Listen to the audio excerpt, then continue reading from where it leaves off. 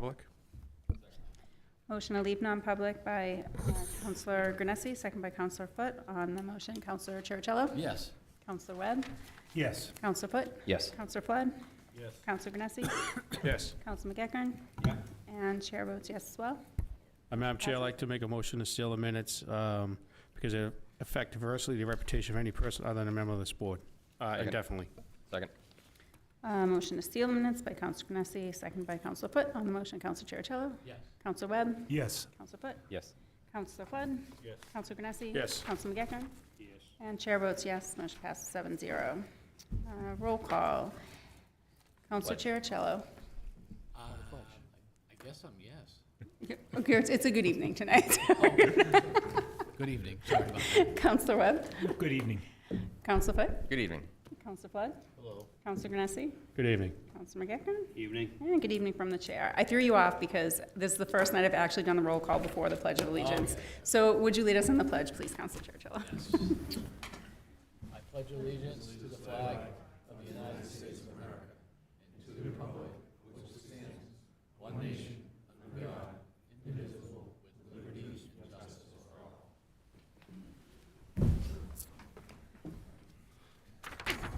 All right, is there a motion to open public forum? So moved. Second. All right, motion by Councilor Foote, second by Councilor Granessi. All those in favor? Aye. Aye. Opposed or abstentions? All right, public forum is now open. Feel free to come up. Please state your name and address for the record. Close, make a motion to close. Let's just make sure there's nobody online. Thank you, Madam Chair. Seeing none rise online, Madam Chair. Move to close. Second. All right, motion closed by Councilor Foote, second by Councilor Flood. All those in favor? Aye. Aye. Opposed? Abstentions? All righty. Moving on to the consent agenda, we have a few items on here. Item 2509, to approve the non-public minutes from January 7th, 2025. 2510, to approve the minutes from January 7th, 2025. 2511 is Resolution 2025-007, to accept unanticipated revenues from FEMA and to authorize expenditures therefrom, and there will be a public hearing on February 4th for that resolution. Before we make a motion, I do just want to clarify on the non-public minutes, there's a section that it's not filled in, but it just has all the language about sealing the minutes, and we didn't seal those, so can we just take that off before we finalize?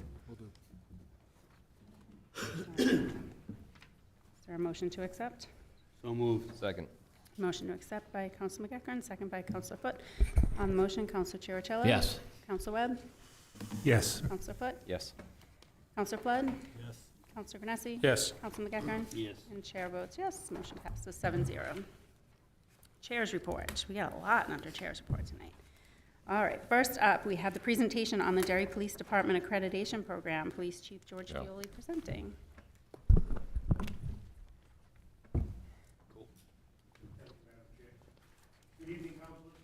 I'm proud to be here this evening as the Derry Police Department reaches a milestone with our efforts to attain law enforcement accreditation. There are numerous benefits for both the agency and the community for having a police department that meets accreditation standards. They include increased accountability, both internally and to the citizens we serve, transparency, reduction in liability through vetted policies and standards, and we hope improved community trust. Agencies being awarded accreditation meet the gold standard in law enforcement and have demonstrated a commitment to best practices.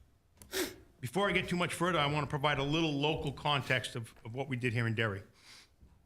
When I got hired back in October of 22, one of the promises and the goals I set was that we would embark upon the accreditation process.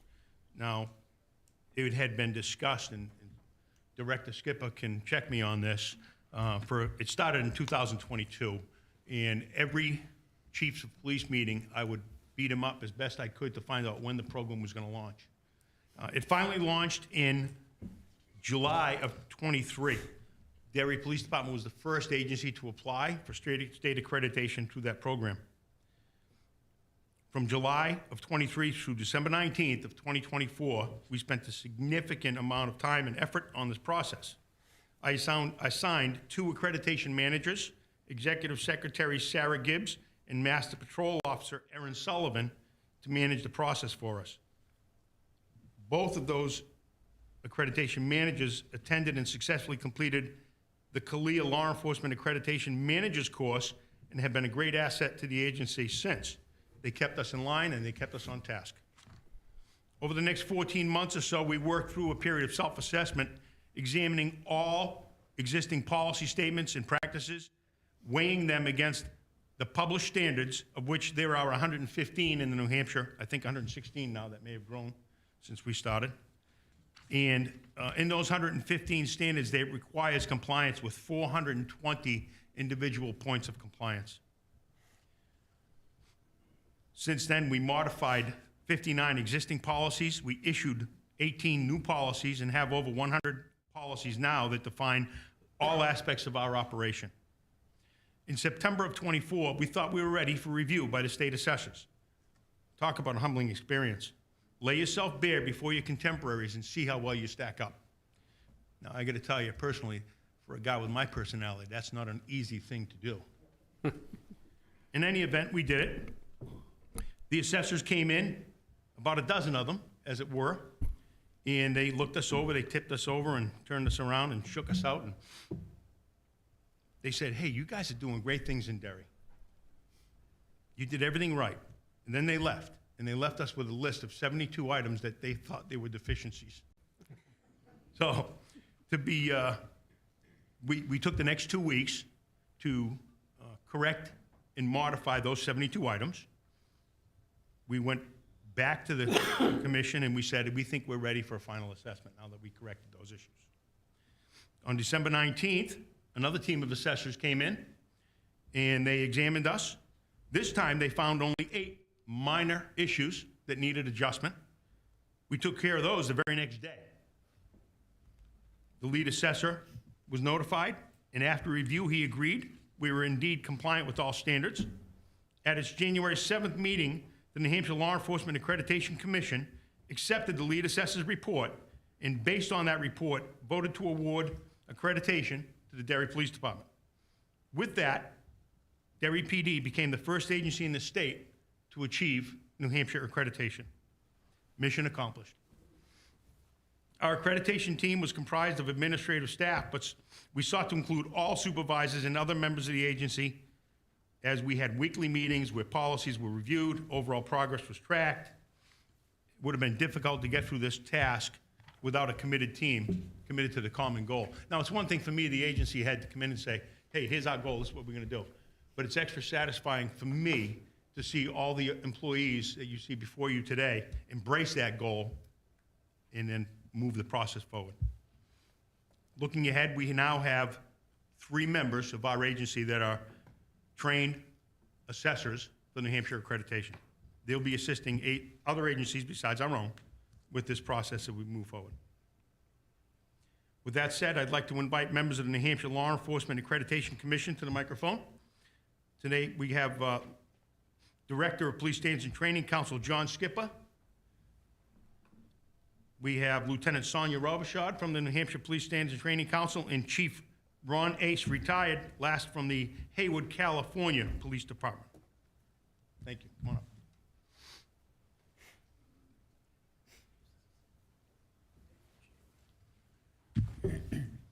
up. Madam Chair, council members, Chief Fioli, and the folks that really did the work, right? The men and women of the Derry Police Department. It is quite an honor for us to be here tonight. On behalf of the New Hampshire Law Enforcement Accreditation Commission, we would like to congratulate the chief and the entire police department here on being the first New Hampshire agency to achieve New Hampshire Law Enforcement Accreditation. This prestigious recognition is a testament to your department's dedication, exceptional professionalism, and commitment to upholding the highest national and state law enforcement standards. It should be remembered that this is a voluntary process to attain full accreditation, and it is challenging and it is thought-provoking. And as the chief mentioned, you're really kind of letting your peers come into your house to take a good, hard look at how you do business. That's a tough thing to do. in our profession. This process requires attention to detail, policy review and development, and coordinated effort across all department levels. Attaining New Hampshire's first law enforcement accreditation is a landmark milestone for this program and a testament to your department's commitment to excellence, George. The standards set by the New Hampshire Law Enforcement Accreditation Commission promote transparency and accountability and emphasize the importance of consistent professional growth within law enforcement agencies. As you continue to build on this achievement, we are confident that the Derry Police Department will serve as a leading example of integrity, effectiveness, and community engagement for all of us in New Hampshire law enforcement. Once again, congratulations on this accomplishment. Please extend our sincere appreciation and congratulations to all the members of your department. Your hard work and commitment to excellence are ingrained in the culture of the Derry Police Department, and we look forward to your continued success and leadership in the New Hampshire law enforcement community. And now I'd like to turn it over to Chief Ron Ace, who is the Vice Chair of the Accreditation Commission, to read and proffer the presentation. Chief. Thank you again. Congratulations. And it's my honor and privilege, actually, as the Vice Chair of the Commission, to present to Chief Yole and the Derry Police Department the official certification of accreditation. So let me read it to you here. This is from the New Hampshire Law Enforcement Accreditation Commission.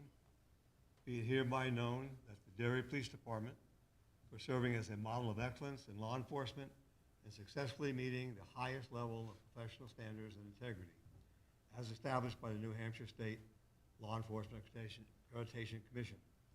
It is hereby bestowed this certificate of accreditation effective on January 7th, 2025, with recognition as an accredited agency for a term of 3 years. Chief, congratulations. Thank you.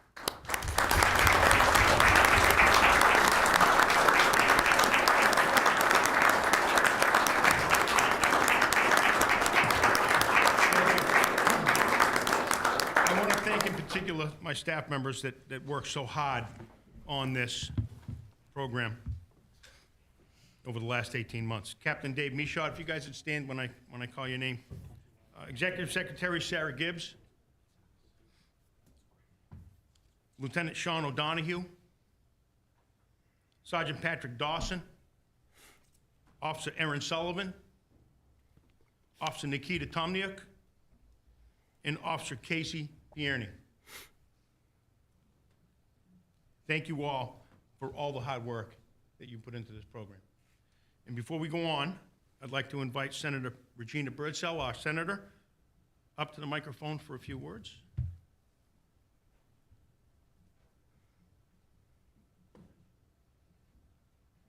Thank you, Chief. I just want to say how proud the State Senate is to have a police department as well run and as dedicated as the Derry Police Department. I have a resolution for the Derry Police Department from the State Senate. The New Hampshire Senate, a resolution. Be it known that the New Hampshire Senate extends its congratulations to the Derry Police Department in recognition of being awarded state accreditation under the New Hampshire Law Enforcement Accreditation Program. And be it further known that the New Hampshire Senate extends its best wishes for continued success, and I know with you guys at the helm, it will be. Congratulations. Thank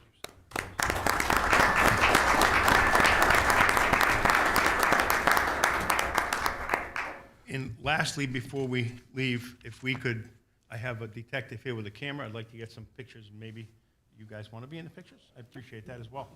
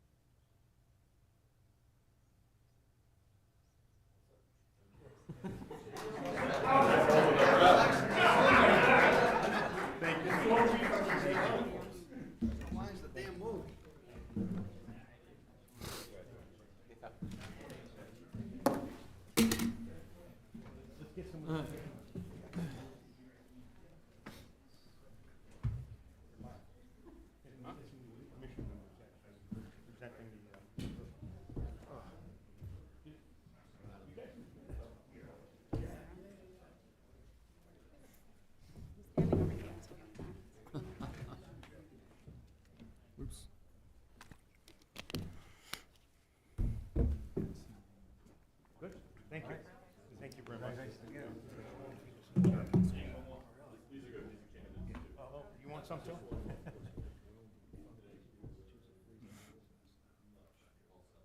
right. Thanks again.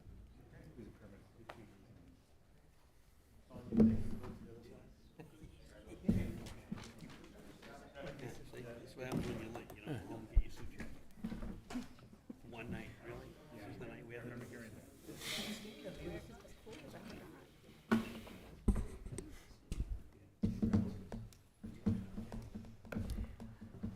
Before everyone clears out, I do just want to say from the council, thank you for all your hard work on this. Every day, I'm very happy to and proud to say that I live in Derry, but today's an extra special day to, per usual, I feel the Derry Police Department is leading the way and showing how it should be done. So congratulations to you all, and thank you for your hard work.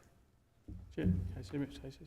Yeah. Thank you, Madam Chair. I just want to echo what Chairperson Spencer said. You know, as a retired law enforcement officer, I went through this process down in Mass and through the major sheriffs, which is countrywide. It's definitely a tough process to go through, so it says a lot for the chief, the command staff, all the men and women of the Derry Police Department.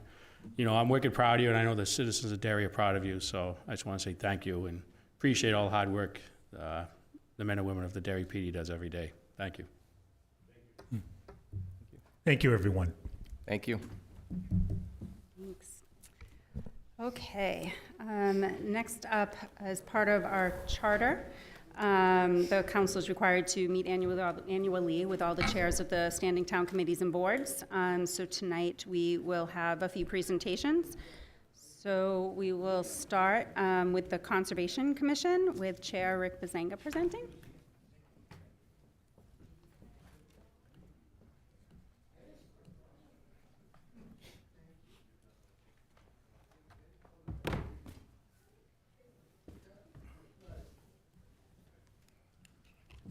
Madam Chair, good evening, councilors, T.A. Karen and Tina. Thanks for having us here tonight.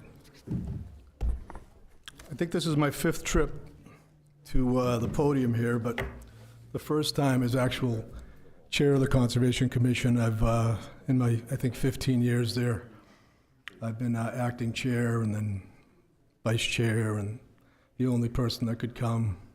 This time I'm actually chair. Conservation wasn't real busy last year. I think we'll be busier this year.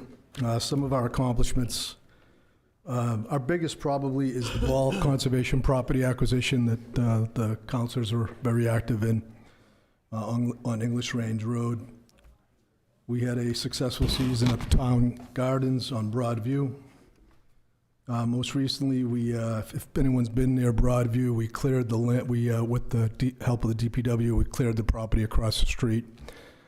We made a deal with the DPW that if we cleared the property, they could use it for the leave disposal of the cemetery. So you'll see a pile of leaves. We did make one stipulation that we didn't want it to become a new compost area, so it's leaves just from the cemetery, and that's worked out well for both of us. We're going to find out moving forward what we're going to do with that property. It's on our agenda for this year. We had numerous site plan reviews. As you know, we're part of the TRC process in town, and we also see any dredge and fill or alteration of terrain permit. We had a handful of those through the year, but definitely a slower year in comparison to others. Also at Broadview, the VFW, the American Legion, and the Scouts annually do a flag ceremony there, a flag burning ceremony. It's how they officially retire the colors, so we grant them access to that, and that's a fun night for the Scouts. We did have a unique project this year where we partnered with UNH for a fur-bearing trapping situation. They were studying fur-bearing animals, and we let them put traps in around Broadview to do research on the fur-bearing animals. And most recently, Conservation finally has its own Town of Derry email address, conservation@derrynewhampshire.org. So I got to have some fun and spend the day with the two Dougs in IT and make sure I don't get the town hacked through their IT training. Future goals, we had a leadership change at the council. I took over as chair very recently, within the past month, and a name you might be familiar with, Rick Metz, was recruited by myself to be my vice chair. As part of that new leadership change, we formed some committees, staffed with a chair and a member, and in that process, we hope to be a little bit higher achieving.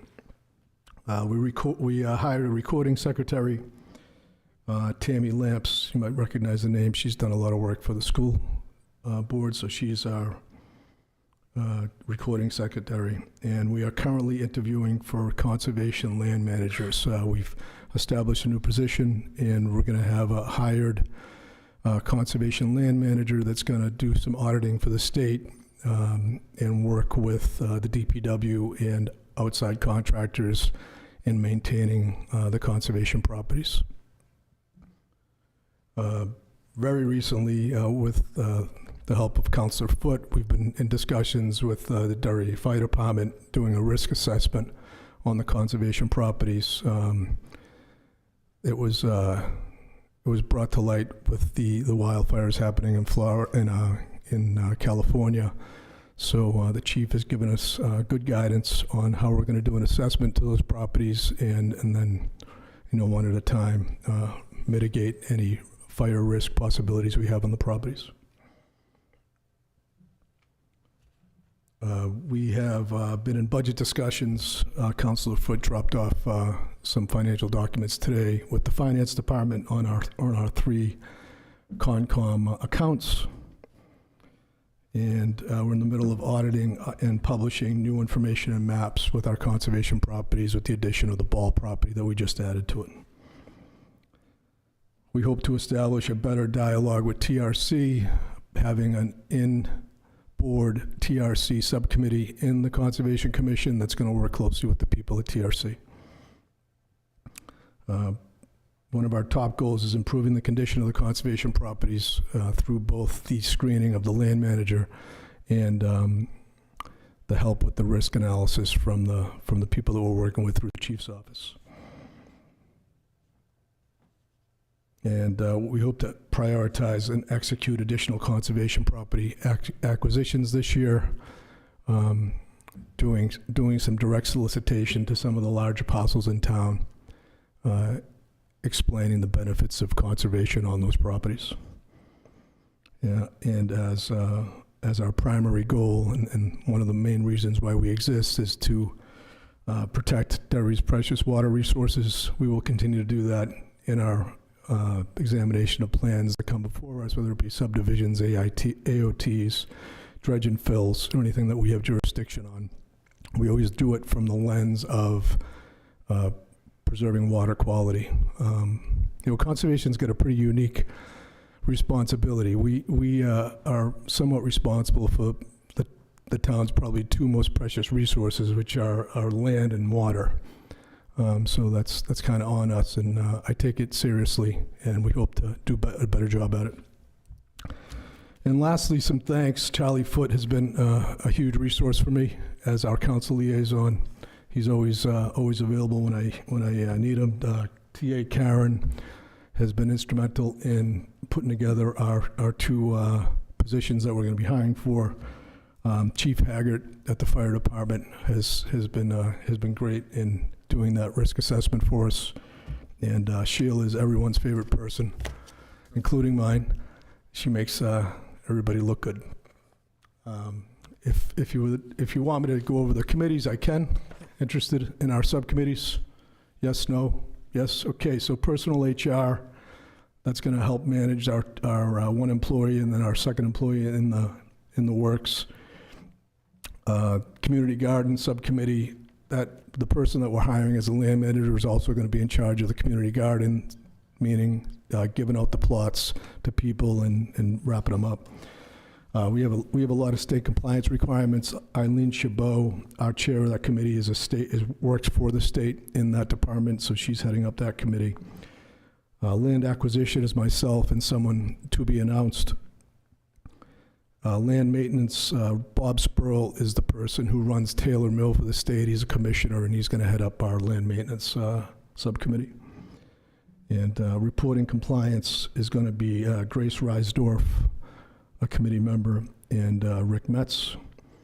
TRC, I am chairing that subcommittee with Rick Metz and our newest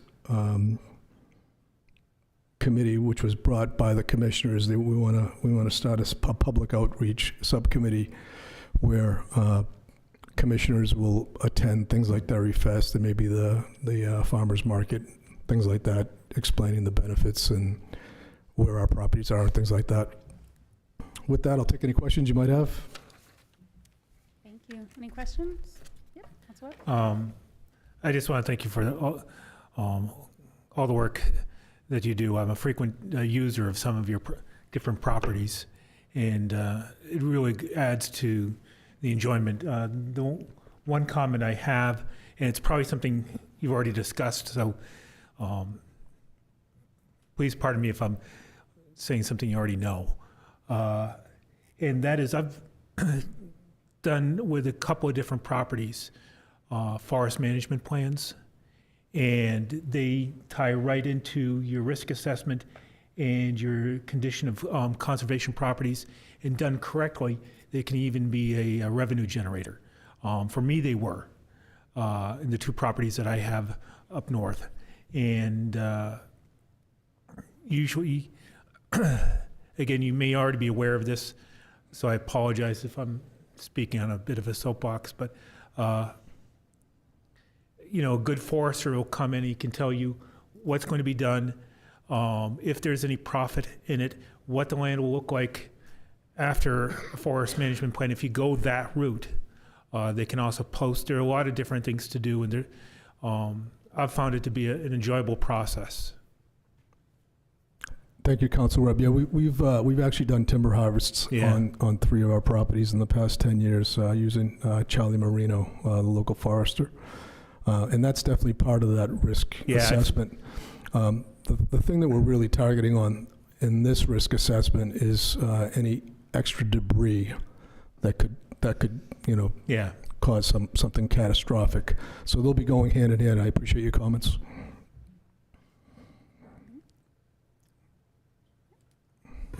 Thank you, Madam Chair. I just want to add, so this year, so I was on conservation liaison, I think 8 or 9 years ago, and this year they've been very aggressive. So they're putting their boots on the ground and they're getting their hands dirty. So it's going to be a very busy year coming up. So kudos to all the members for taking the extra burdens on and doing what they're doing. So. You took the words right out of my mouth. As previous liaison, I was going to say. It sounds like you have a lot. You're getting very engaged, and it's exciting to hear. I look forward to hearing your next update on where everything's at. Thank you, Councilor Foote. Thank you, Madam Chair. Have a good night. Very much. Have a good night. Next up is Planning Board with Chair Dave Nelson presenting.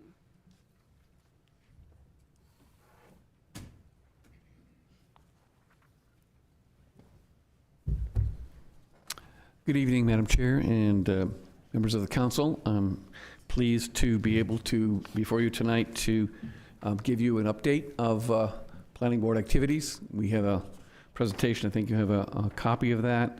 So we can flip to the next slide. You've got your arrows there? You can use it with your arrows. You want me to do something? I can do it for you. Would you please? So these are what I have called headline activities. So these are major items. The planning board has approved a total of 517,825 square feet of new commercial use. And of course, that helps our master plan goals in terms of bringing in additional tax base to the town, and in appropriate areas and done correctly and with care and concern for correct siting and butter issues. It's a major asset to the community to have those improvements. We have recommended some zoning amendments related to abutters, appeals, definitions, and permitted uses to bring us into compliance with current state law, and you actually have that on your agenda later this evening for approval, so we hope that you will look favorably on that. It basically, at the bottom line, brings us into compliance with state law, so it's something we kind of have to do. We also approved amendments to the land development control regulations, mostly relating to the technical review committee and outside review engineer processes, which have been historically ongoing for a long time, but were never documented in our regulations. So we codified what we're doing, how those processes work and in the regulations, so there's no confusion going forward on that. And we have begun the visioning for future zoning amendments for the Gateway zoning district. This was, again, direction from the council and a major item in the master plan. We have a committee of the planning board who is working on that. They have met multiple times. They are in the process of conducting 3 or 4 public visioning sessions, broken down by the different subsections of the Gateway zoning district. The first one has been completed, and there are further ones on the agenda, and we hope that we will be able to pull that into a set of recommendations, have some workshops, and present the council with some recommendations for zoning that would unlock some of the key development areas in that district while preserving what is near and dear to the folks who live there and own land there currently. And a major issue of note is Derry was designated a New Hampshire housing champion by the state of New Hampshire. This took a lot of work by the planning department, the administrative department, engineering department, public works, lots of folks contributed to meeting those goals. And not the least of which is contribution by several members of the planning board to study and take online tests and get planning board member certifications, which contributed to our score. This is a feather in our cap, but it also unlocks the ability for us to apply for grants. So there's some financial advantages to having this designation as well. Next slide. So as a recap, in terms of the residential and mixed-use approvals that have taken place over the year, 30 units of townhouses, 49 lots worth of single-family developments, the approval of the West Running Brook Village at 2 Humphrey Road, which was the sort of poster child for the West Running Brook zoning district, the village style district. And that has now come to fruition, and we're very pleased with how that has come out. And additionally, we have 88 units of multifamily housing that have been approved. Some of the notable improvements, we have 2 new commercial buildings on Ashley Drive for a total of 460,400 square feet. We have Bangor Bank coming in, which is 2,900 square feet. Common Man Roadside, those 2 are going to be on Crystal Avenue. That's 5,225 square feet. Derry Plumbing and Heating, which is actually only 6,000 square feet, not 60,000, which is retaining an existing and expanding business in town that is relocating. And the West Runningbrook Village, which has 8,000 square feet of retail, 5,800 square feet of restaurant, 11,200 square feet of additional restaurant, commercial warehouse, 2,100 square feet of office, and 88 multifamily units, and 30 townhomes and associated residential amenities. And that is laid out very nicely, and hopefully, with the market being good and financing being available, that will come to fruition in a timely fashion. Some notable trends to look out for.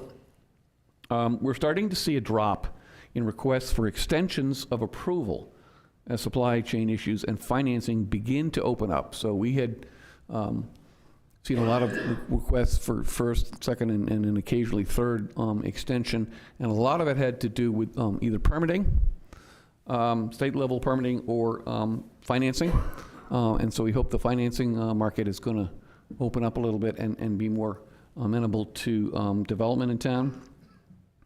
We're going to continue to see increased pressure to add additional housing. This is an issue, a challenge, an opportunity that we share with pretty much every town in the state.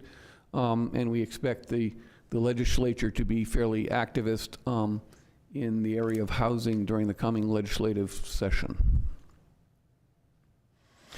Based on the housing needs assessment that came from the Southern New Hampshire Regional Planning Commission, Derry's net cumulative fair share of new housing units is 2,309 units by the year 2040. Now that seems a way out, but if we don't have correct plans and regulations and the master plan and zoning, then that will be difficult to achieve.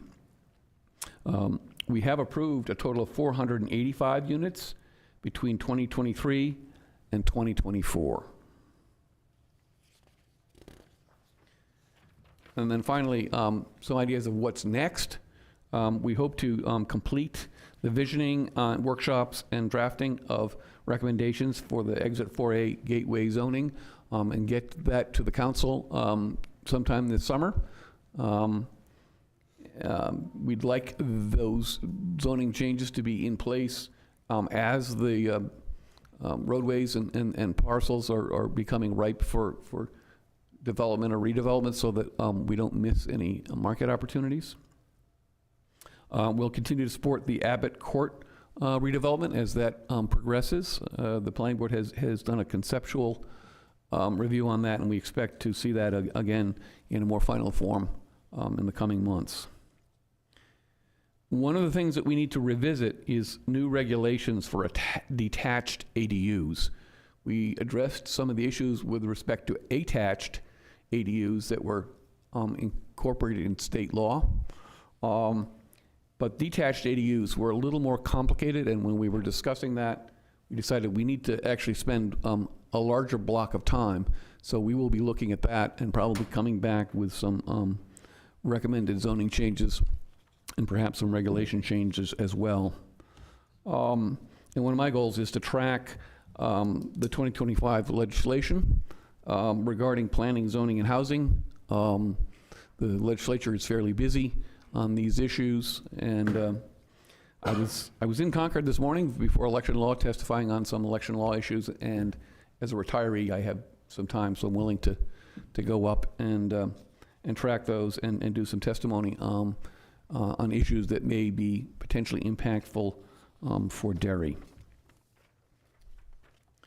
Finally, I want to give you a bunch of thank yous, certainly to the Derry Community Access Media folks who help us every meeting with our remote participation, and that's a great asset to us.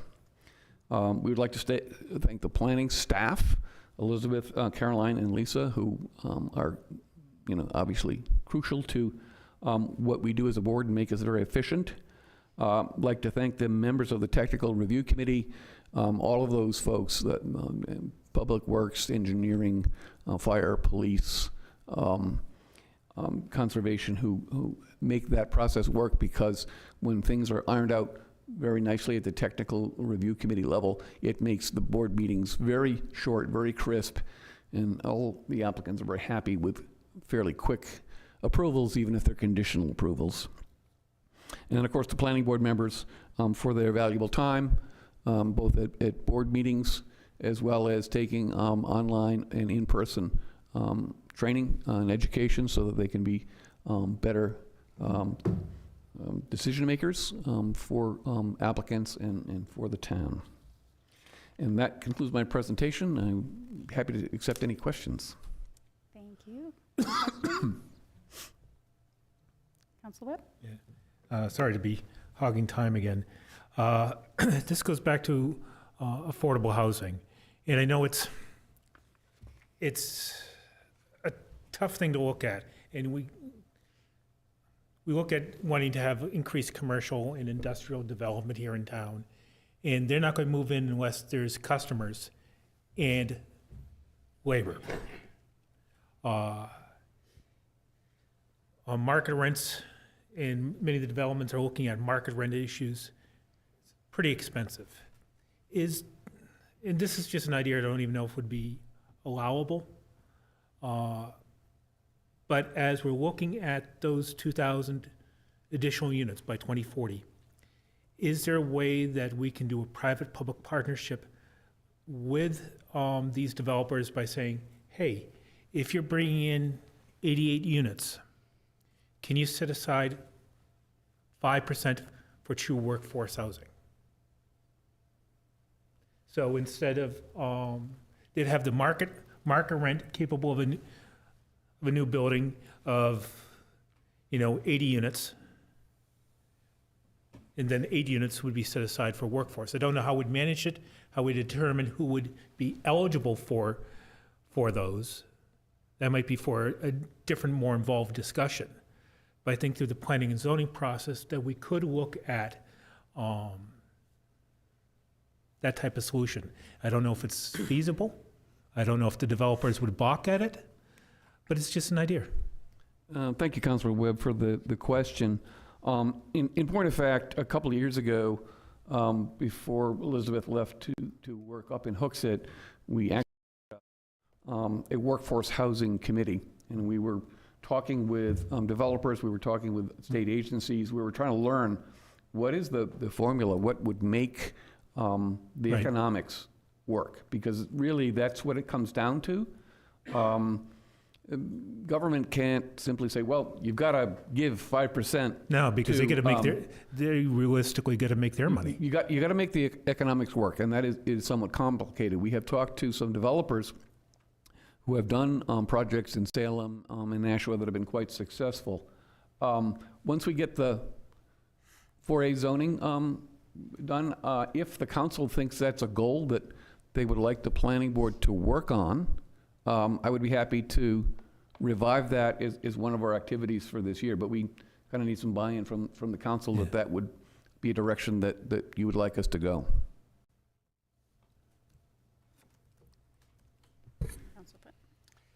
Thank you, Madam Chair. Chairman Nelson, are you aware of the House Bill 577 that's being brought up this term for the accessory dwelling units? They want to add on detached and saying municipalities shall allow one detached unit. I was talking with Elizabeth just before coming up, and we're going to put together a plan to track those. As I say, I probably have more free time than she does. I'm willing to prioritize the ones that we think are crucial to Derry and actually go up and testify before those committees. But you're right, it's happening now. Yeah. So we need to kind of get our ground plan in action, because it'll be much easier to affect those pieces of legislation while they're still in committee. Right. So if you had the time to go up there and partake in those processes, that would be a good benefit, I think, for everybody involved. And for you to give your insight and for you to get their insight and bring it back. Indeed, thank you. Oh, thanks, Madam Chair. I just want to make a comment. I just want to say thank you to you and everybody on the planning board. You guys do a great job volunteering your time, doing a lot of work. It's near and dear to my heart because I was on the planning board for a long time, and it's kudos to you and the members of the board and all the staff. So I just want to say thank you for your hard work moving Derry forward. Thank you, Councilor Grenice. I appreciate that. Thank you, Dave. Okay. All right, thank you very much. Thank you very much. Thank you. Now we will hear about the Zoning Board of Adjustment with Chair Lynn Perkins presenting.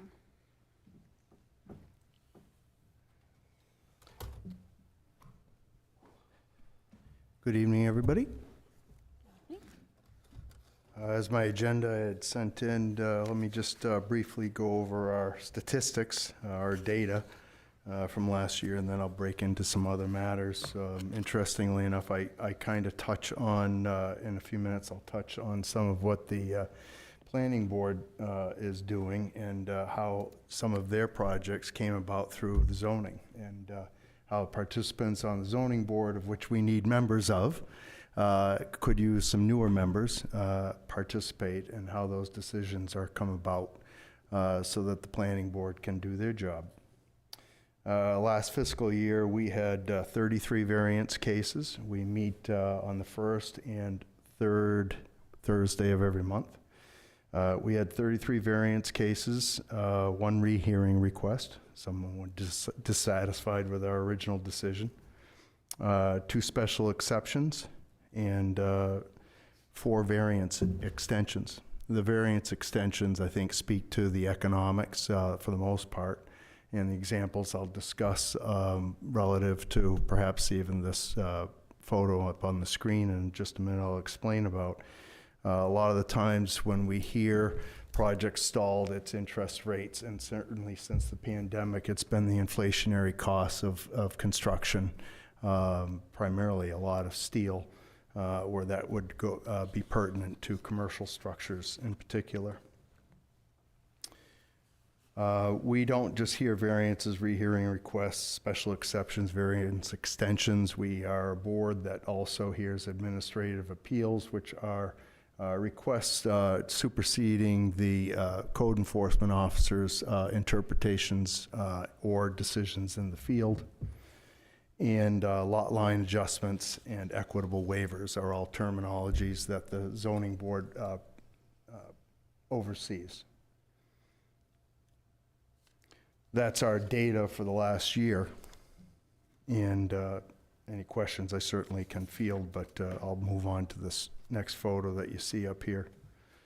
This is the entrance to Hood Commons. So people who think about the zoning board of adjustment, it's not really, I think calling it a board is kind of almost a misrepresentation, though terminology in the statutes fits for what is comprised of. But essentially the zoning board is your judicial branch of your local government. And so in this case, this photo up here is the entrance to Hood Plaza, and that spot right there was approved by the zoning board for a Chipotle takeout drive-through restaurant. And what we had to decide in this case for their variance was that they were going to be within 75 feet of a 1-acre wetland. So they just needed a little bit of a bump in order to be able to fit this structure into this location and get around the wetlands issue. It wasn't much of an encroachment, but it was a little bit there that code enforcement brought forward to the zoning board. We originally approved that variance in 2022, but as I was stating earlier, inflationary costs and interest rates caused them to hold up construction. So 9 months ago, we ended up giving them another extension for their timeline to be able to build and perhaps get through planning. So they're cleared till 2026 to be able to put that Chipotle in that spot that you're looking at.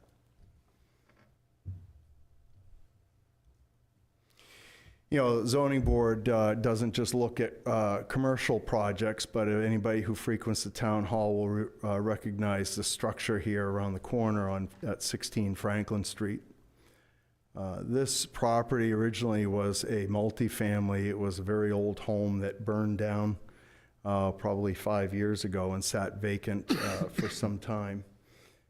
Developer from North Andover, Mass, came up and purchased the property and came before the zoning board to get relief to be able to put three-bedroom condos, condominiums there, townhouse style. That was approved, and much to my disappointment, because I thought it was over the top. And some months later, they had to come back for another variance request, which was to be able to build the structure more than 5 feet in from the street.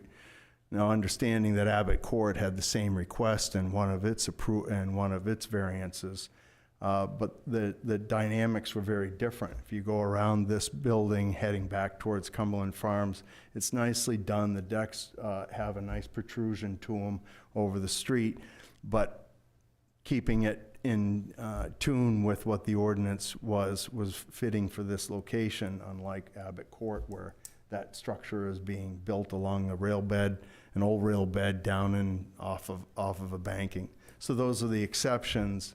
And one of the things about zoning board is that one decision is not always a prerequisite for a similar application that comes before us. Eventually, as you see, one of the developers here in the community, well-known, developed these 3 two-bedroom condominiums, and I think they were well done. And the zoning board uses its decision-making process to decide whether or not, my rule of thumb is it excessive or is it a reasonable use?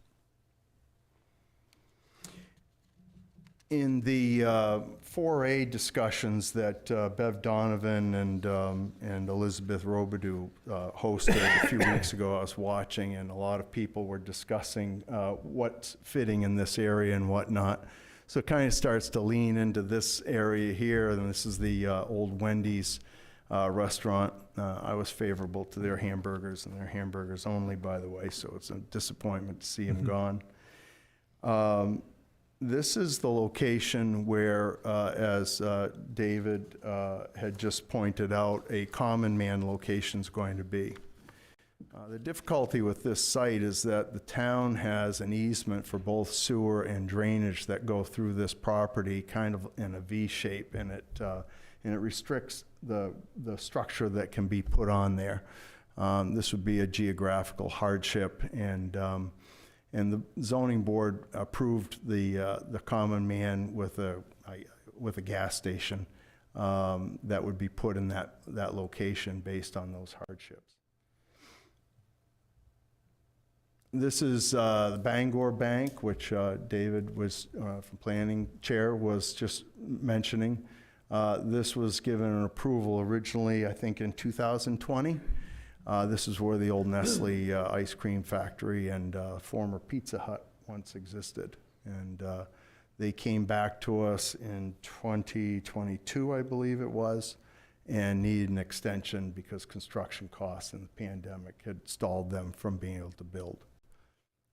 Zoning board, we recommended, they came before us, their engineers did, hoping for a 1-year extension, and we recommended that they stayed with the statuted 2 years, and I think it worked favorably for them.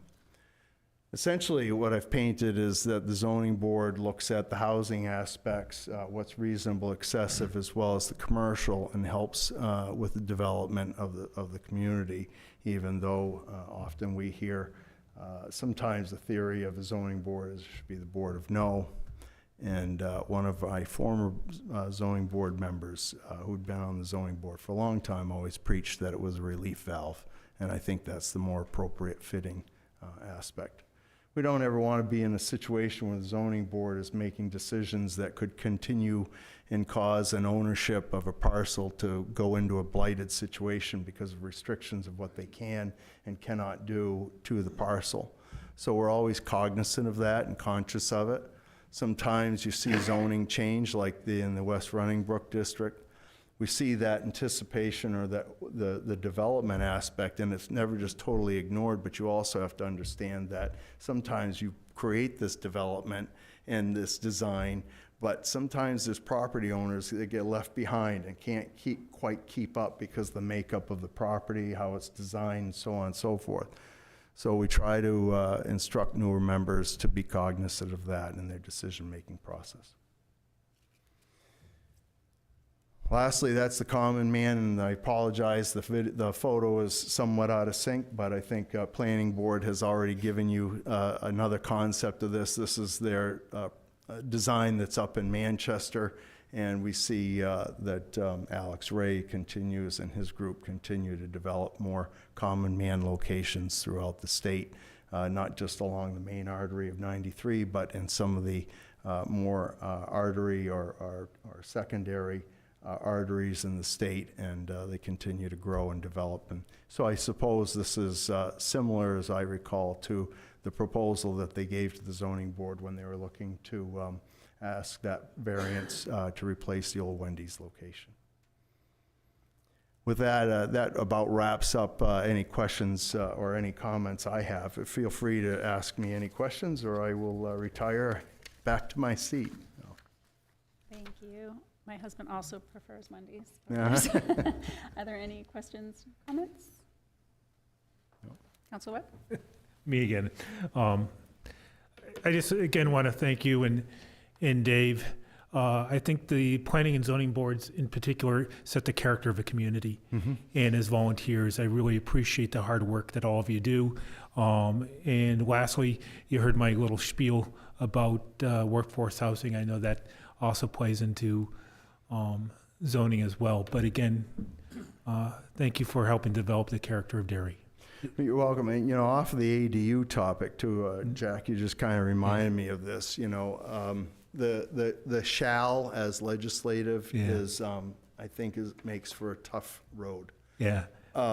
We had an application about a month ago, and it was a follow-up from a prior variance where someone wanted an ADU, but they wanted it detached, and they were building a garage and felt that putting the ADU above the garage would be practical for them. But the garage, I think it was almost a 1,200 square foot ADU, which is, our limit is 800 square feet. And, we cut the door open that if for some reason they were running into design problems with this, they could come back and reapproach the zoning board.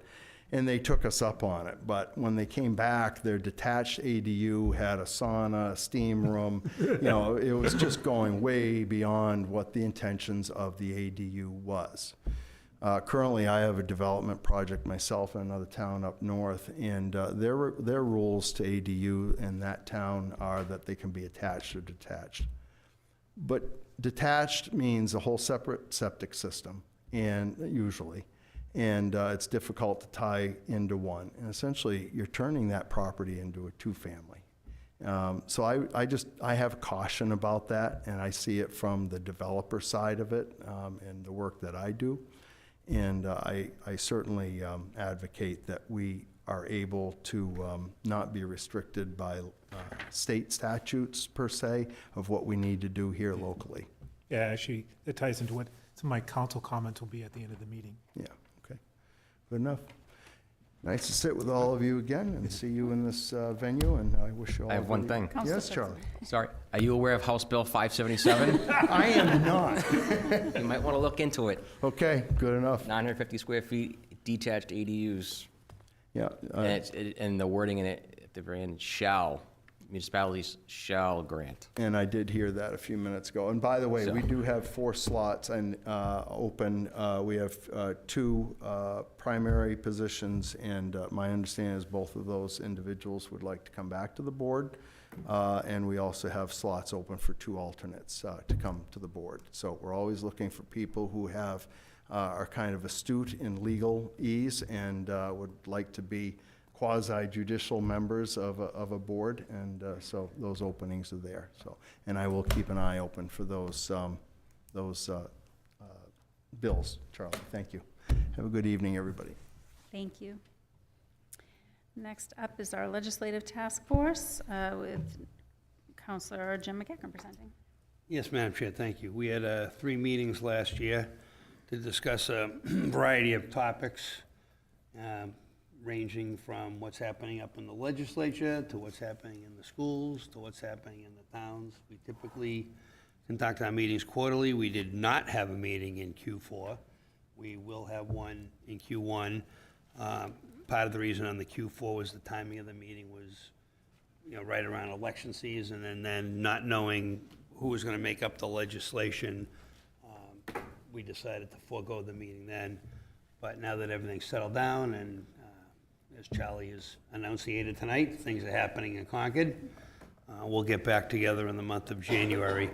Typically, we go through a section of highlights of what's going on in town first, and then we talk about what's happening in the legislature, and then go on to what's happening in the schools. Most of the meetings have obviously, at this point, centered around school funding and what's going on in the legislature, as well as Senator Birdshill, who attends the meetings, have been very active in what's happening. Clearly, we're still in the middle of controversy in school funding with the pending lawsuit and what's happening, so things are very much still up in the air with that. But we do plan on getting together in Q1. Excellent. That's my report. Excellent. Any questions or comments from other councilors? All right. And last but not least, we have building and property maintenance with Chair Bob Wentworth presenting.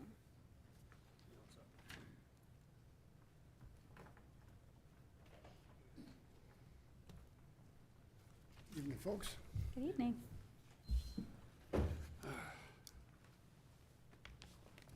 So, the Building and Property Maintenance Committee meets quarterly to coordinate efforts to address distressed properties and seek opportunities to revitalize these properties, bring them back into usable condition. The committee is comprised of code enforcement, Department of Public Works, police, planning, fire, town council, and tax, as well as residents.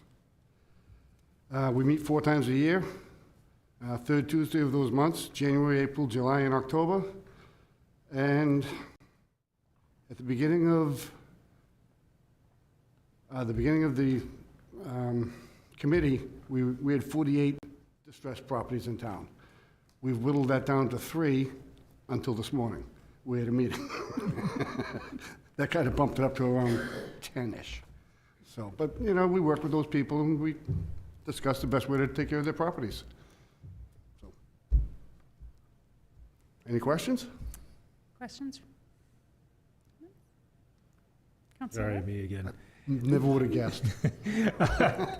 I'll talk about this a little bit more in my council comments, but is to consider whether the abandoned Holy Cross Church is beginning to hit the point where it needs to be on your radar. That, Under agreement. yeah, they just went through a TRC. Okay. So there's potential for redevelopment there. Okay, And I'll leave it at that. thank you. Yeah. Anything else? All right. All set? Well, thank you very much. All right. Have a good night. You as well. Okay. Next up, we have an update on our 2025 town and school elections with Town Clerk Tina Guilford presenting.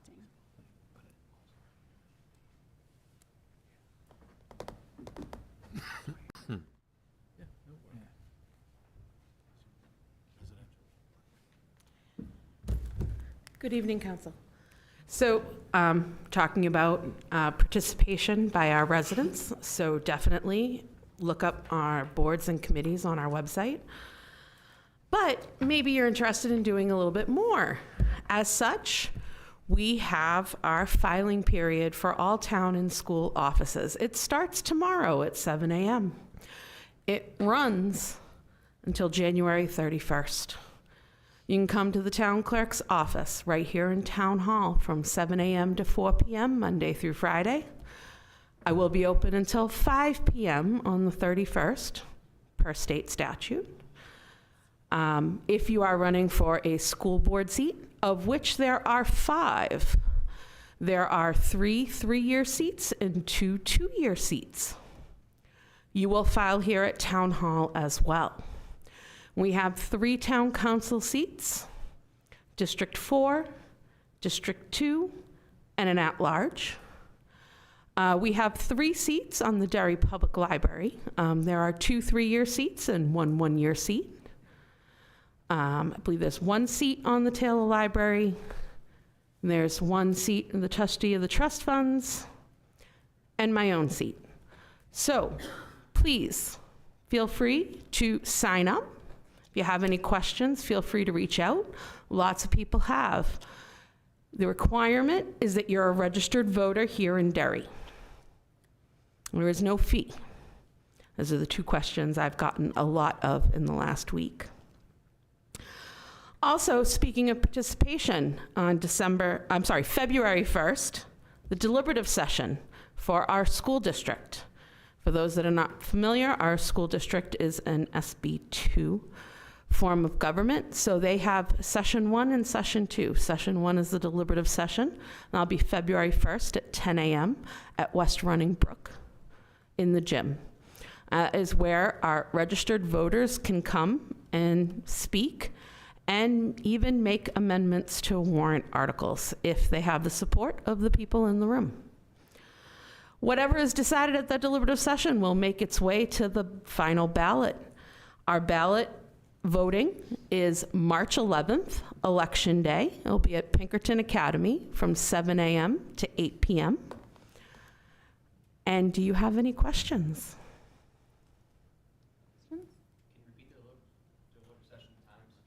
Deliberative session is February 1st at 10 a.m. at West Running Brook. You want to get there a little bit earlier so you can get checked in, especially if you've never been to a deliberative session. You will check in just like you do to vote, and then they will give you a card. It's like a red card, and you will hold that.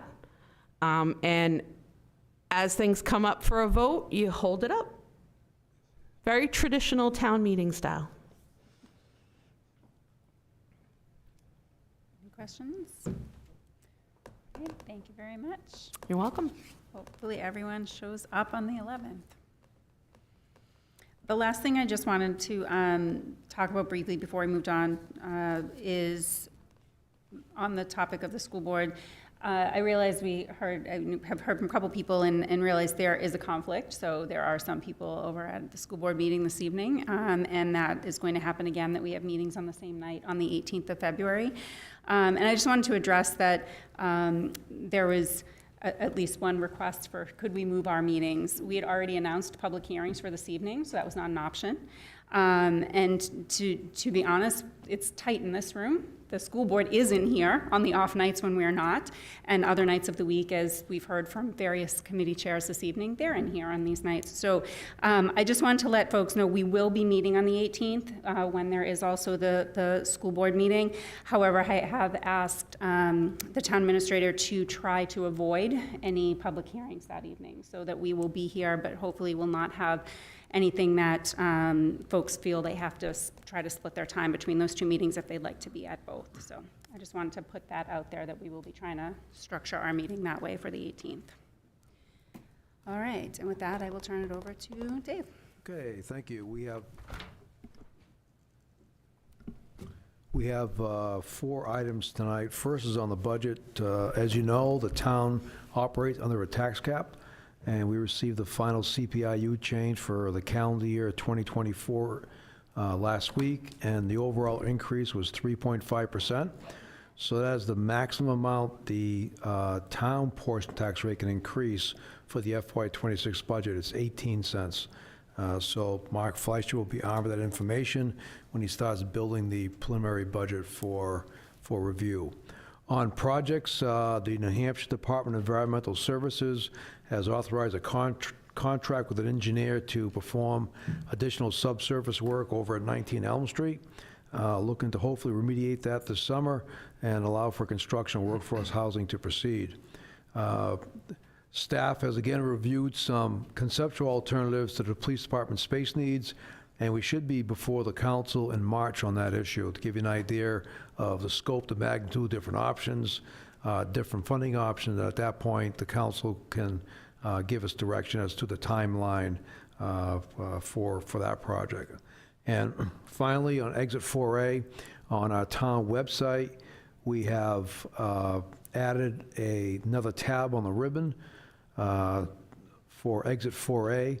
The state is going to begin to populate more information as the project really moves into the heart of our community after the first phase is being completed. So we'll have a time frame up there. It's actually, they plan to complete the project in the spring, early summer of 2028, so it's a 3-year project.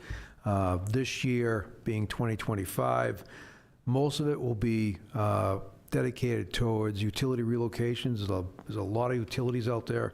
They'll be spending most of the time redoing that, doing some drainage work, with a lot of the construction happening in the fall and going into 2026.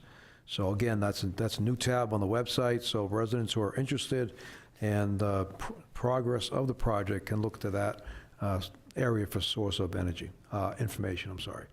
And that's all I had for this evening. Thank you. We have 3 public hearings, I think. Madam Chair. Oh, yeah, sorry. I have a quick question for Yeah. our town administrator.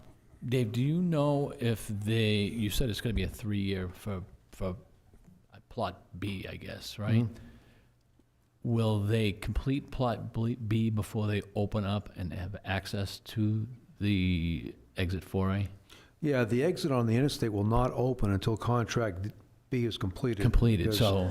Yeah, if you look, you can actually see the terminus of contract A when you travel west on Folsom Road, and you can visualize the 4 lanes, 2 coming in, 2 going out.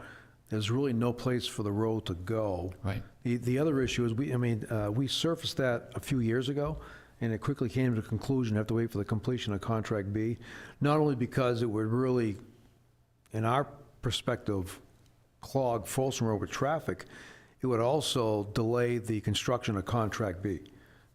So contract B, once it gets into construction of the roadway, they're going to build the westbound lanes, essentially where the land in which they took those properties, and once that's completed, they'll move all the traffic over to the westbound lanes, and then they'll reconstruct the current road, which will be the eastbound lane. Okay, so no one's using Exit 4A for at least another 3 years? Another 2.5 years, that's correct. Okay, thank you. Any other questions? Okay, now we'll move on to our 3 public hearings. The first one is item 24-119, Resolution 2024-072 to convey town land on Central and Abbott Courts.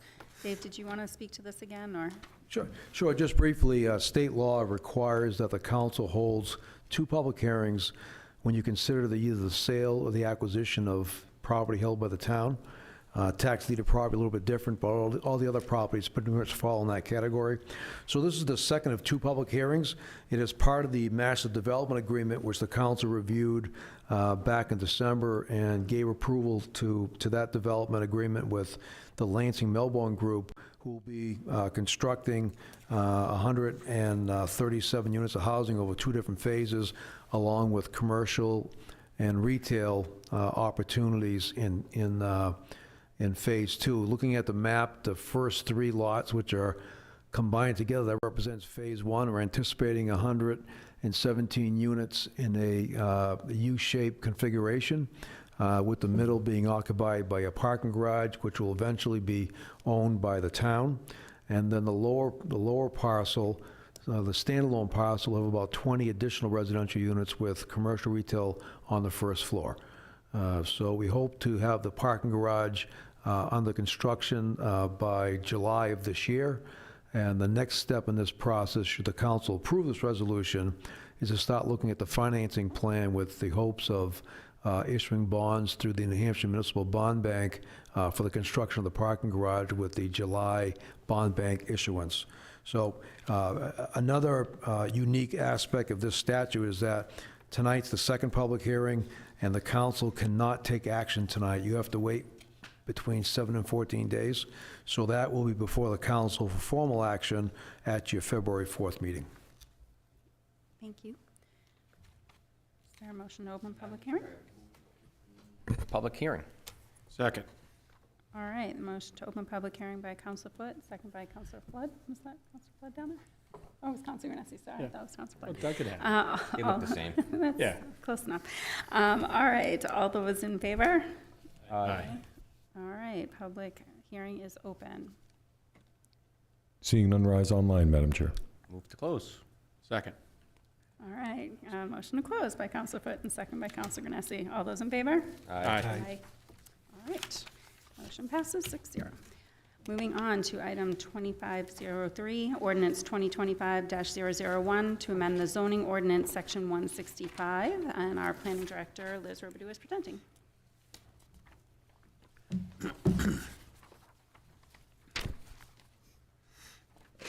Good evening, Council. Good evening. Good evening. So, as the Planning Board Chairman had indicated earlier, the state legislature voted in a number of amendments to the RSAs related to land use. Some are already in effect and they superseded our zoning ordinance.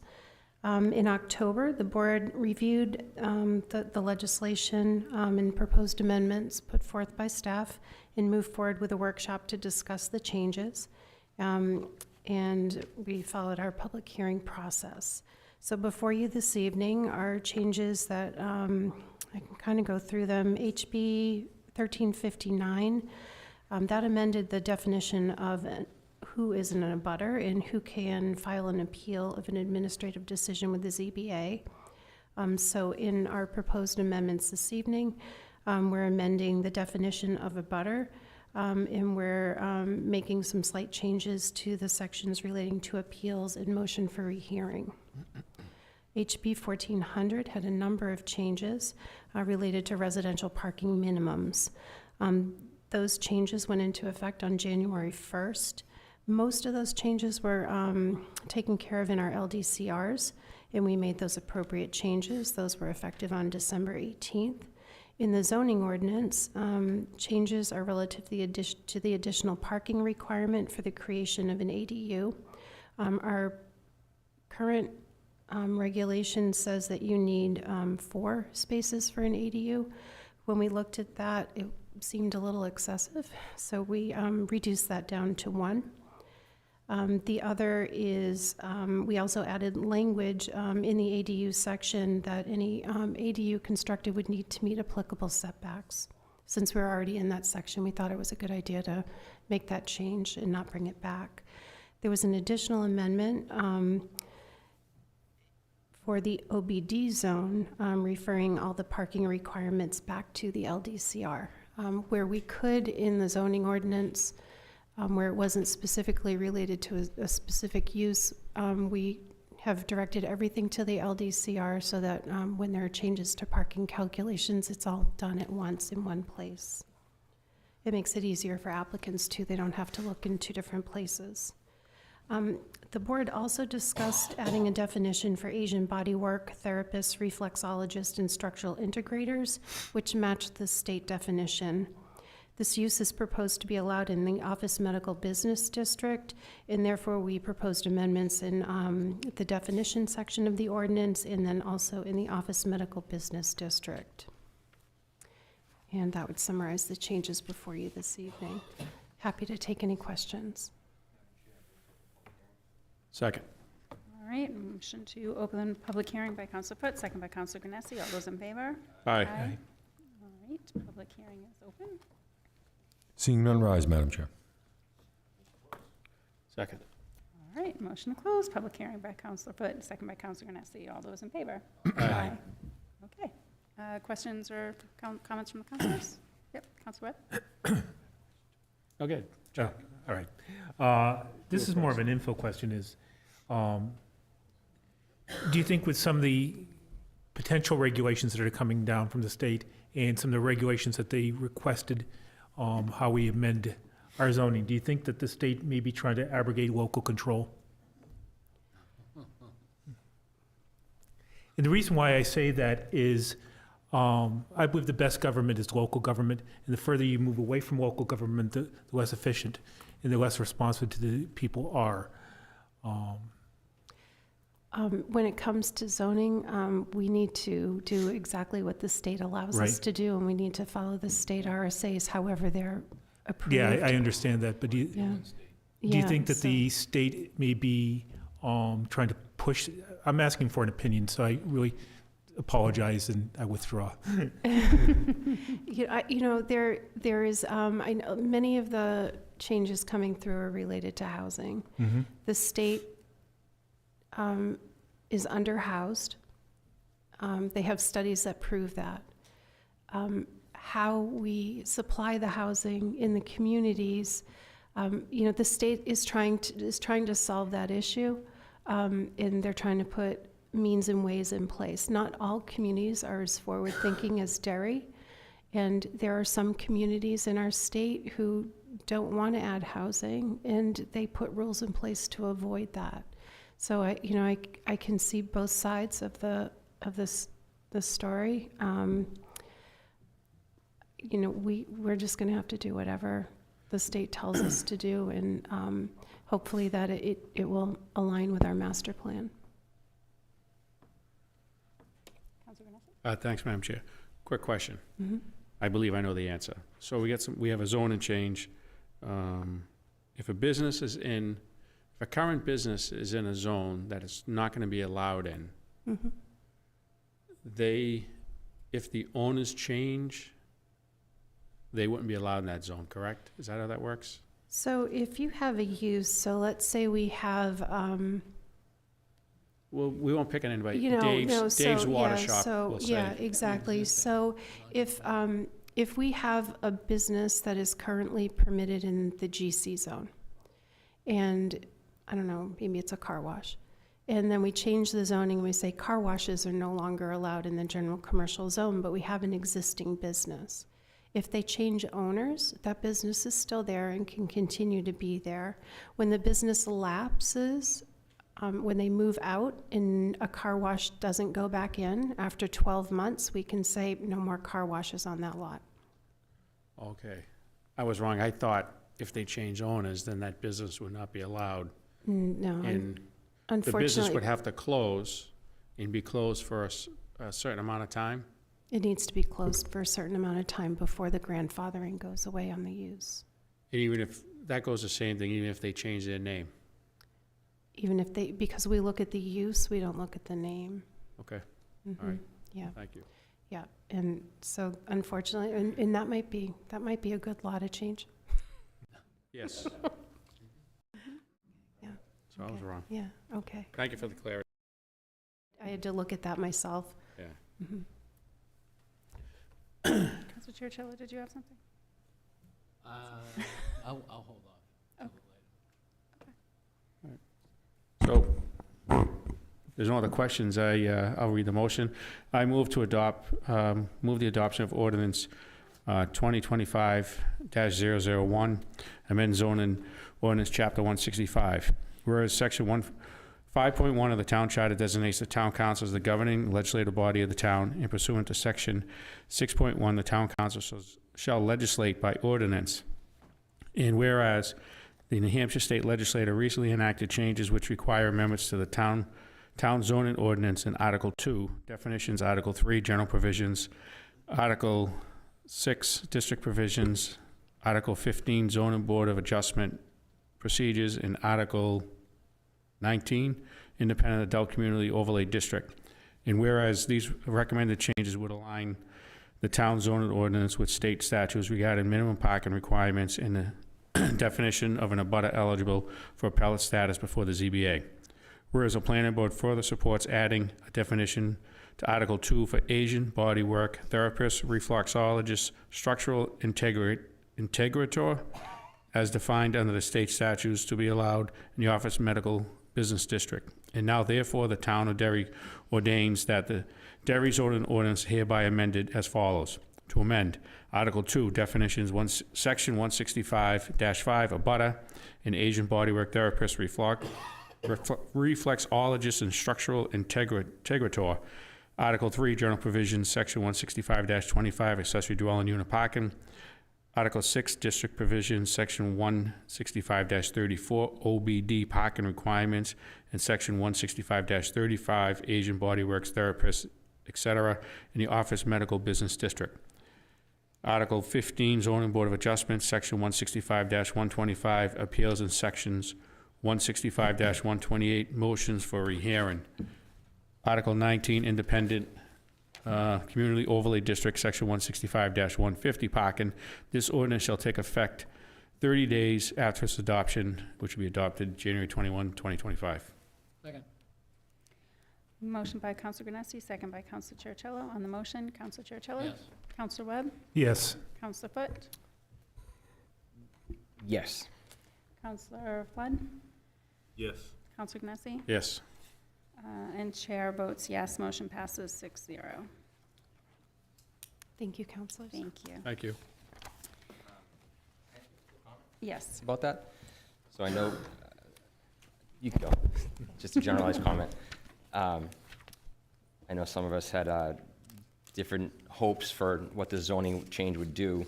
I know there's some unorthodox practices going around in town that we're trying to deal with. So all I could say is we'll keep chiming at it, and in a couple weeks we can elaborate a little further.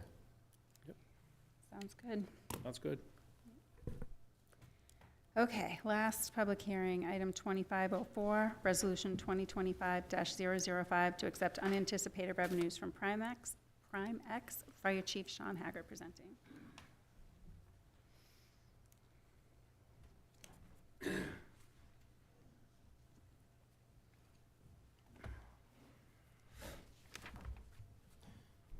Good evening. I am accompanied this evening by Director of Fleet Maintenance, Tom Porter, in case you guys have any more technical questions that I am unable to answer about the issue tonight. We're here this evening to seek authorization to transfer $18,343.42 from unanticipated revenue to the fire department's operating budget. On May 3rd, 2024, during a morning routine check, some damage was noted to the tip of the ladder truck, ultimately leading the truck to be taken out of service for an extended period of time of almost 3 months, and ultimately costing nearly $22,000 in repairs. We believe that this damage may have occurred during the shift before at an acquired training structure. However, we were unable to prove it when we went back and examined the structure. So we can't definitively say when the damage occurred, but we're pretty sure it occurred during that shift as the trucks are checked daily. So we're here this evening to ask for the transfer of these funds to go back to the budget, which would allow for needed repairs to the fleet. The over $18,000 that would be returned reflects over 16% of the whole operating budget line for the maintenance fleet, which is significant when you look at the cost of repairs right now. Any questions that we might be able to answer for you? Move to public hearing first. Madam Chair, I move to open the public hearing. Second. All right, motion to open public hearing by Counselor Foot, second by Counselor Chercello. All those in favor? Aye. Aye. All right, public hearing is open if anyone would like to come up and speak. Seeing none, rise online, Madam Chair. Second. All right, motion to close public hearing by Counselor Foot, second by Counselor Flood. All those in favor? Aye. Aye. Okay. Counselor questions? Pretty straightforward. It's pretty straightforward. Oh, it needs to be fixed. Yeah, Charlie, read it up. No, if no one else wants to. Madam Chair, I move to adopt resolution 2025-005 to accept unanticipated revenues from Primex and transfer to the fire department budget. Whereas section 9.15 of the town charter authorizes the town council to accept unanticipated revenues. Whereas the town council has partnered with Primex to provide insurance coverage. And whereas the fire department experienced a claim for ladder 3, which expended a significant amount of the fire department's vehicle maintenance budget. And whereas the council is empowered to accept the proceeds from Primex and reimburse the fire department vehicle maintenance account. Now therefore be it resolved in council pursuant to RSA 31:95B that the town administrator is hereby authorized to accept $18,343.24 from Primex and to reimburse said amount to the fire department vehicle maintenance account. This resolution take effect immediately upon its passage. Second. Motion by Counselor Foot, second by Counselor Granessi. On the motion, Counselor Churchillo? Yes. Counselor Webb? Yes. Counselor Foot? Yes. Counselor Flood? Yes. Counselor Granessi? Yes. Counselor McEachern? Yes. And chair votes yes, motion passes 7-0. Thank you very much. Thank you. Any counselor comments? Okay, Churchill? now I'll give my 2 cents. So, the stats for housing in the state were, the state's 40,000 housing units behind right now. It will be 90,000 housing units behind by 2040. We have a housing problem in the state, and what that correlates to how many people we can bring into the workforce to be firefighters, policemen, nurses. I've seen it firsthand when I was at the county, where we couldn't attract nurses. So, and this is not to say that Derry needs to take all of that housing, but Councilor Webb, you mentioned workforce housing. One of the ways to get true workforce housing is 100 square feet. They're probably going to be priced more aggressively than, under $3,000, which a typical rent would be. So that's one way of bringing in affordable housing is these ADUs. And there was some discussions about attached and detached. Well, there was mention about these ADUs that are not on water and sewer. Well, what if they are on water and sewer? Okay, it's an easy connect. So we have to look at that kind of stuff because that's the low-hanging fruit for housing is these ADUs that may be already there, especially in the side of town that has these services. So, that's going to be really important to look at. I know there's some comments about the state, taking local control away. And this is not Derry in particular, but there are a lot of towns that just don't want any building, zero. And the old thinking is if we build it, then it's going to fill the school systems. Well, that's not true anymore. So something's got to be done because, and I'm on the tail end of the baby boomers, so I'm getting old. I'm 62 years old. So as the state gets older and older and we don't create spaces for the younger generation, we're going to be in real trouble in this state. So something has to be done. The state recognizes this. They created a new committee that deals strictly with housing. And yeah, I know sometimes people don't like it, but we've got to look at every possible way on helping the younger generation get here and contribute to the economy in New Hampshire. So I just wanted to point that out because I did every day. And it was part of the discussion today. So does everybody like it? No. But we got to be reasonable, and we've got to do our part as well. So I just wanted to point that out. Thank you. Thank you. Anyone else? Counselor Webb? Yeah. I have some concerns, and Councilor Chircello, I think, spoke quite well about our need for housing. But my other concern is that I don't want to see a state overreach to come down with us on zoning requirements, what word shall and stuff in language. I understand that there are communities out there who want none, but I also believe that I don't want to see the state take away local control. It's not just in housing. I have concerns about the state taking away local control in land use. I think we've seen some of the and in delays in permitting. I know there's some talk about that. There was a meeting the other day up at the state about that. Just want to see that the local control is still maintained because I believe that's the best form of government. And yeah, I think that it's up to us to show the leadership so the state doesn't enforce that view on us. But again, I have concerns about them still on even non-residential areas. I think there's some concerns about that with the lots up off of Ashley Drive, about state interference on how we use our land. So the other issue I have, and I know that there's a potential purchase and sale agreement in place for it, but I don't believe that, I don't believe it until it's signed. And I think we should just keep an eye on it anyways. And it has to do with Holy Cross Church. It's been vacant since I believe either 2018 or 2019. And if the sale doesn't go through, or maybe we should start looking for it to be proactive anyways, it's become an attractive nuisance and a burden on the town, and they should be paying taxes. It's not being used as a church, hasn't been used as a church for a long time, and therefore I think is subject to tax collection. Maybe that'll also be as an impetus to see that development of that property progresses. The last one just happens to be with the, went to the Gateway meeting the other day, and the biggest concern I think I get from the residents there is just something to consider is a better traffic management plan for the neighborhood. They have concerns, and I've got to admit, I've used it as a shortcut myself, coming off of Folsom Road when traffic's been backed up. But is to look at, maybe something the Highway Safety Committee and other parts of the town can look at, but better ways to get traffic flow through there, including such things, either one-way streets or maybe no entry from Folsom Road.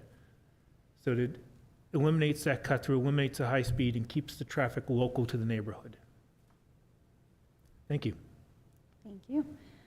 I just wanted to remind people, since it's freezing out and very cold, it's going to be cold when we leave here tonight, that there are warming centers open in town. It's on our website, correct? If you need a warming center, there's several open in town during the day, including both libraries, the upper room, and I think there were some others. But absolutely, if you need a place to get warm while these frigid temperatures are around, check out the town website and you can find information there. That's all I had. All right, we have a motion closed by Councilor Foot, second by Councilor Flood. All those in favor? Aye. Have a good evening, everyone.